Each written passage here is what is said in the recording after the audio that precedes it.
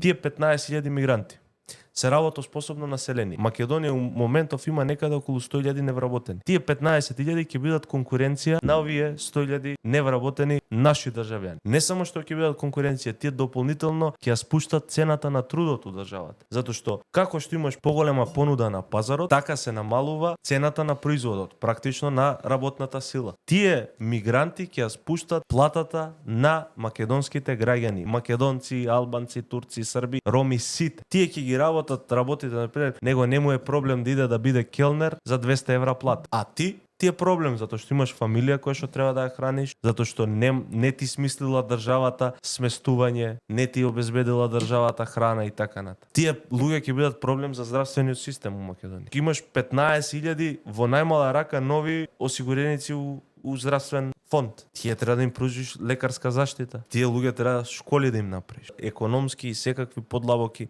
проблеми кои што никој до сега не ги дискутираше.